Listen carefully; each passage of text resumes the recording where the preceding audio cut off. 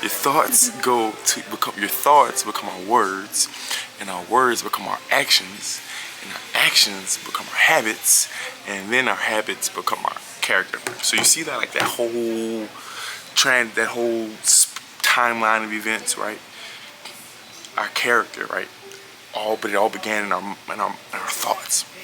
How we live our lives and our character is what kind of defines us, who we are as a person, like our personality. You know, how we kind of interact with people, how people receive us, the things that we do, whether good or bad. All of that started with a thought. And most of our like bad traits, most of the things that we struggle with, a lot of our things we struggle with, things, our bad habits, all that began in our thought process. And it's so important that we take captive of our thoughts. It's so important that we get control of our thoughts. Watch what we think. I think a lot of times that we think that like, okay, well, since I'm not like saying it out loud, it's okay. Like it just was in my thoughts, so I just was thinking about it, and like it's fine.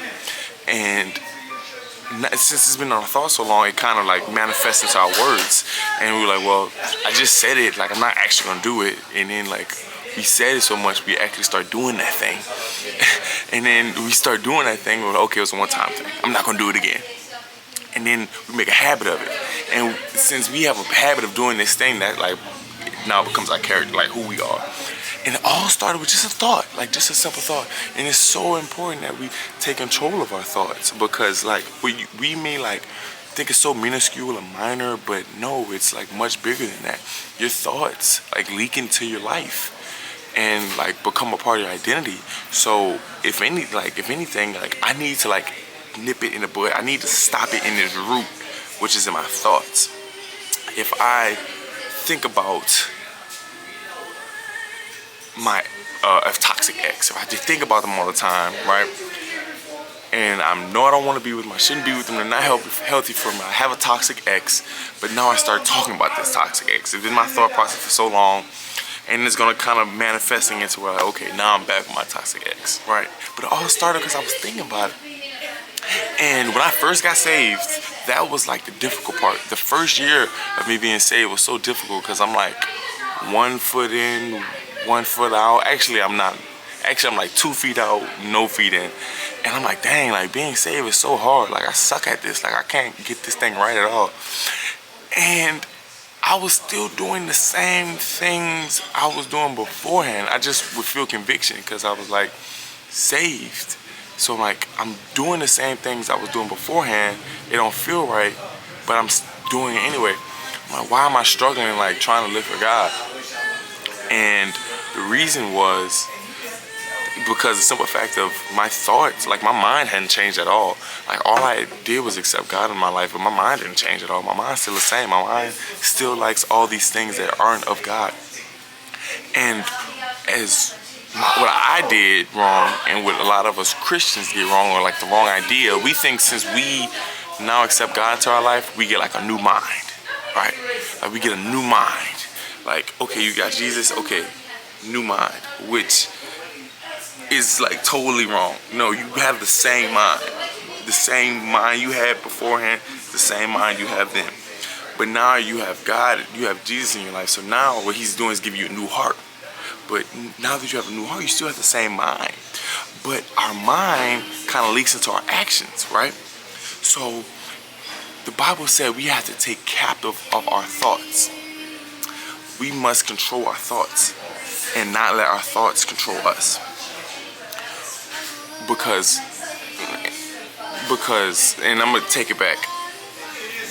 But when I was saved, in the back of my mind, I wanted to do right. But like the rest of my mind was like, still want to do the same old things I've been doing.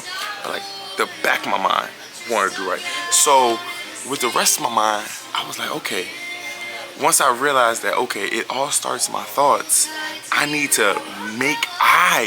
have to make my thoughts better. I have to be the one to do it, because God's not going to just give me a new mind. No, I need to be the one to set my mind on things above. Colossians 3 talks about that. We need to set our minds on things of above, not earthly things. And it's a key part in that. It says that we must set our mind on things above. So like that's an action in itself. It's not that like things of above going like just come on our mind. No, I have to be intentional to set my mind on things above. I have to want to think about God. I have to have my mind on God. I have to have my mind on pure things, holy things, righteous things. Those things aren't just gonna come in my mind. No, if I put my thoughts on those things, that's gonna leak into my life as well. So if I want a righteous life, I want to have a pure character, I want to have a good character, okay, my thoughts needs to be on those things. I can't think bad and get good outcome, right?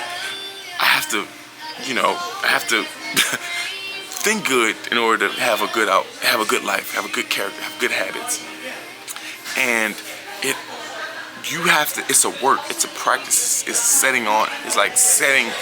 You have to intentionally set your mind on it, and bad thoughts are gonna come in your mind, and they're gonna do that all the time. When you get these bad thoughts, whether it be depression or anxiety or something you shouldn't be dibbling and dabbling, whatever, like insecurities, you have to set your mind on that. Like you have to say, no, I'm gonna take control of this thought, not let this thought control me. Say, no, I take care of that thought. No, I'm not doing it. Set my mind on things above, and I must. That's what I wanted to say.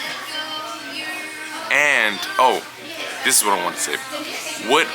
This is the question I want to leave you guys with. What are some practical things or tools that we can do to set our mind on things above? And that's the whole gist of this video. Like, what are some of those practical things, like things I can do? And it is a practice. Like I said, it's taking captive of our thoughts. That is really the most vital thing to do, to set my mind on things above.